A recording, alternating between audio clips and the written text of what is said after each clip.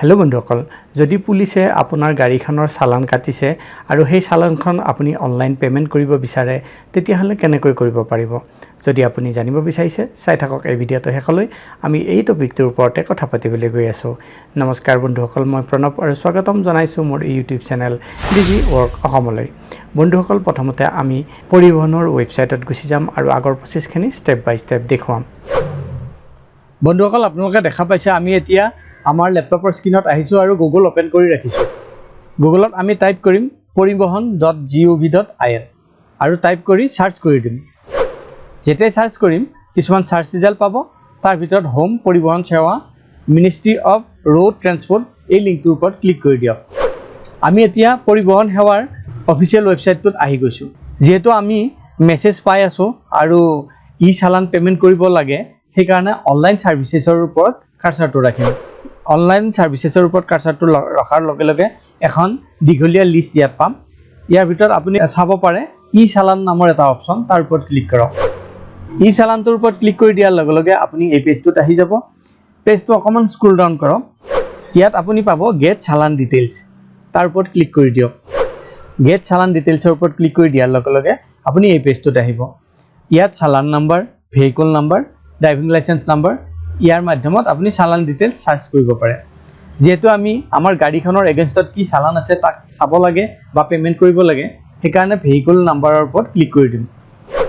Vehicle নাম্বাৰৰ ওপৰত click কৰি দিয়াৰ লগে লগে আপোনাক ভেহিকল নাম্বাৰ, আপোনাৰ গাড়ীখনৰ নম্বৰটো লিখিব কোৱা হৈছে আৰু এই কেপচা কোডটো ইয়াত ভৰাবলৈ কোৱা হৈছে। এই দুটা ভৰাই গেট ডিটেইলছৰ ওপৰত ক্লিক কৰি দিয়ক।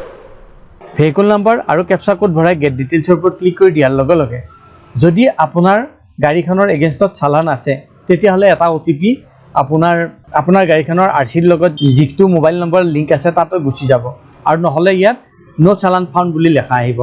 গতিকে সেই OTPটো ইয়াত ভৰাওক, কাৰণ এই গাড়ীখনৰ এগেইনষ্টত চালান আছে। গতিকে OTPটো ইয়াত ভৰাই ছাবমিট কৰিব লাগিব। আমি ছাবমিট কৰি দিওঁ। OTPটো ভৰাই ছাবমিট কৰাৰ লগে লগে আমি এই গাড়ীখনৰ এগেইনষ্টত তিনিখন চালান পাইছোঁ।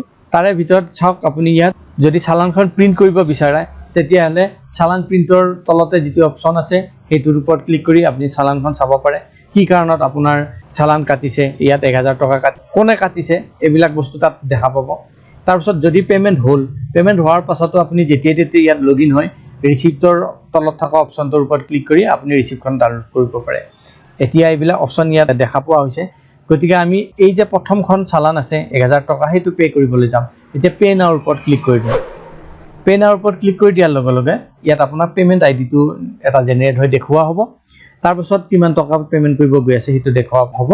তাৰপাছত ইয়াত চিলেক্ট কৰিব লাগিব আপোনাৰ পে'মেণ্ট গেটৱে, তাৰ ওপৰত ক্লিক কৰি দিম আৰু পে'মেণ্ট গেটৱে দেখি আহিছে SBI ePay মাল্টি বেংকিং এটা অপশ্যন আহিছে, সেইটো ক্লিক কৰক। তাৰপিছত আই একচেপ্ট টাৰ্মছ এণ্ড কণ্ডিশ্যনটো কৰি কণ্টিনিউ কৰি দিম। সেইবিলাক চিলেক্ট কৰি কণ্টিনিউ কৰাৰ লগে লগে আমি পে'মেণ্ট পেজত আহি যাম। ইয়াত আপোনাৰ অৰ্ডাৰ নম্বৰবিলাক দেখুওৱা হ'ব আৰু আপুনি debit card, credit card, internet banking, UPI এইবিলাক ব্যৱহাৰ কৰি পইচাটো পে'মেণ্ট কৰিব পাৰে। আমি ইয়াত UPI চুজ কৰিম। UPI চুজ কৰাৰ লগে লগে ইয়াত দুটা অপশ্যন পাম, এণ্টাৰ UPI ID। আপুনি আপোনাৰ UPI ID ইয়াত এণ্টাৰ কৰি পেলাই পে'মেণ্ট কৰিব পাৰে, বা UPI QR কোড, এটা QR কোড জেনেৰেট হ'ব, আপুনি স্কেন কৰি পে'মেণ্ট কৰিব পাৰে। আমি ইয়াত UPI QR কোড চিলেক্ট কৰিম। যেতিয়া UPI QR কোড চিলেক্ট কৰিম, ইয়াত পে' নাওৰ এটা বটন আহিব, তাৰ ওপৰত ক্লিক কৰক। পে' নাওৰ ওপৰত ক্লিক কৰাৰ লগে লগে এটা QR কোড ইয়াত দেখা পোৱা যাব আৰু আপুনি আপোনাৰ UPI QR কোড স্কেনাৰটোৰ মাধ্যমত স্কেন কৰি পইচাটো পে'মেণ্ট কৰি দিয়ক। পে'মেণ্ট কমপ্লিট হোৱাৰ লগে লগে এনেকৈ আপোনাৰ ৰিচিপ্টখন দেখুওৱা হ'ব। ইয়াত ৰিচিপ্টৰ detail, challan number, vehicle number, transaction ID এইবিলাক চব দেখুওৱা হ'ব, কিমান টকা পে'মেণ্ট কৰিলে। এতিয়া এই ৰিচিপ্টখন যদি আপুনি ডাউনলোড কৰিব বিচাৰে, তেতিয়াহ'লে জেনেৰেট/প্ৰিণ্ট ইয়ৰ ৰিচিপ্ট এই অপশ্যনটোৰ ওপৰত ক্লিক কৰি দিয়ক। তাৰ ওপৰত ক্লিক কৰিয়ে আপুনি ৰিচিপ্টখন ডাউনলোড কৰিব পাৰিব আৰু ৰিচিপ্টখন এনেকুৱা ধৰণৰ হ'ব।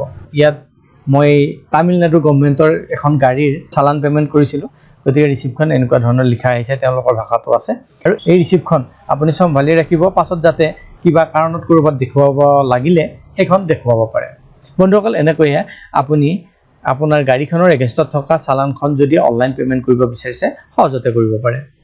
আশা কৰিছোঁ এই ভিডিঅ'টো আপোনালোকৰ পছন্দ হৈছে কেনেকৈ আপুনি ই-চালান অনলাইন পে'মেণ্ট কৰিব পাৰে তাৰ বিষয়ে জানিব পাৰিলে যদি এই ভিডিঅ'টো পছন্দ হৈছে ভিডিঅ'টো কৰক লাইক আৰু চেনেলটো ছাবস্ক্ৰাইব কৰিবলৈ নাপাহৰিব পুনৰ লগ পাম আন এটা ভিডিঅ'ত তেতিয়ালৈ বন্ধুসকল নমস্কাৰ